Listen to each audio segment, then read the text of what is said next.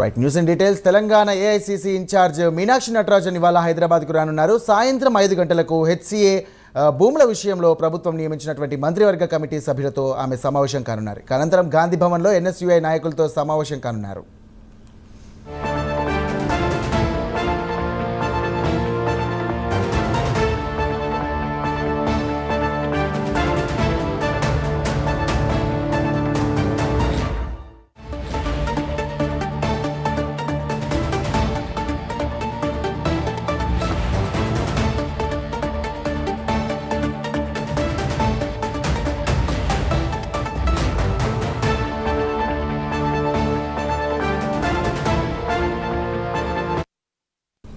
Right breaking చూస్తున్నాం. Telangana AICC incharge Meenakshi Natarajan ఇవాళ హైదరాబాద్కు రానున్నారు. ఇక సాయంత్రం 5 గంటలకు హెచ్సిఏ భూముల విషయంలో ప్రభుత్వం నియమించినటువంటి మంత్రివర్గ కమిటీ సభ్యులతో ఆమె సమావేశం కానున్నారు. ఇక అనంతరం గాంధీ భవన్లో ఎన్ఎస్యుఐ నాయకులతో సమావేశం కానున్నారు. దీనికి సంబంధించినటువంటి మరిన్ని డీటెయిల్స్ మా కరెస్పాండెంట్ అజీం అందిస్తారు. అజీం చెప్పండి.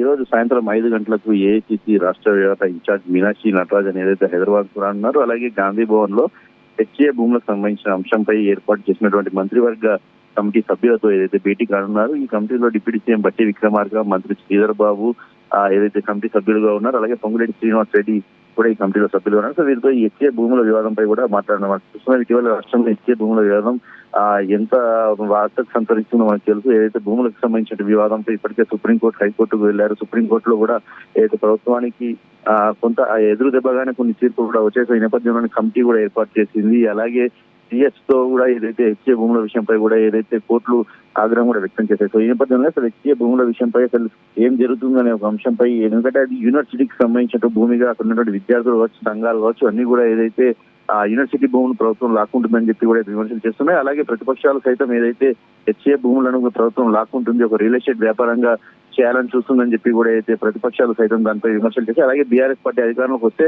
ఇచ్చిన భూముల్ని లాక్కుంటామనేటువంటి ఒక మాటను కూడా ఏదైతే కేటీఆర్ వ్యాఖ్యానించడం కూడా జరిగింది. సో ఈ నేపథ్యంలోనే అసలు హెచ్ఏ భూముల విషయంపై అసలు ఏం జరుగుతుంది, రాష్ట్ర ప్రభుత్వం ఏం చేస్తుంది, కమిటీ సభ్యులు ఎలాంటి నివేదికను అటు సుప్రీంకోర్టుకి సమర్పించనున్నారు, ఇలాంటి అనేక అంశాలపై అయితే మీనాక్షి నటరాజన్ ఈ రోజు సాయంత్రం 5 గంటలకు ఏదైతే కమిటీ సభ్యులతో సమావేశం కానున్నారు. ఈ సమావేశంలో పిసిసి అధ్యక్షుడు మహేష్ కుమార్ గౌడ్ సైతం పాల్గొంటారు. అలాగే అనంతరం ఎన్ఎస్సిఐ తో కూడా ఏదైతే మీనాక్షి నటరాజన్ అలాగే పిసిసి అధ్యక్షుడు మహేష్ కుమార్ గౌడ్ ఇద్దరు కూడా సమావేశం కానున్నారు. ఎందుకంటే ఎన్ఎస్సిఐ సంబంధించిన కీలక పాత్ర వహిస్తుంది. హెచ్ఏ భూముల విషయంలో ఎన్ఎస్సిఐ నుంచి అంటే ఎలా ముందుకు వెళ్ళాలి, ఎలాంటి పాజిటివిటీని ముందుకు తీసుకెళ్లాలి అనే అంశాలపై కూడా ఏదైతే ఎన్ఎస్ఐ నాయకులతో చర్చించి ఏదైతే గ్రౌండ్ లెవెల్లో హెచ్ఏ భూములపై ఉన్నటువంటి వ్యతిరేకత కావచ్చు, అలాగే దానిపై ఉన్నటువంటి విధి విధానాలను ఎలా తీసుకెళ్లాలనే దానిపై ఎన్ఎస్ఐ నాయకులతో కూడా చర్చించే అవకాశం కూడా కనిపిస్తుంది. అయితే ఖచ్చితంగా మీనాక్షి నటరాజన్ ఏదైతే హైకమాండే పంపించింది, ఎందుకంటే సెంట్రల్ యూనివర్సిటీకి సంబంధించిన భూమి విషయం కావచ్చు, విద్యార్థులకు సంబంధించినటువంటి అంశం కాబట్టి అసలు ఏం జరుగుతుందో తెలుసుకొని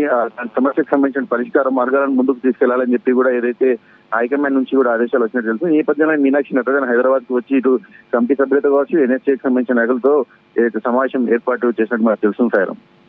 అజీం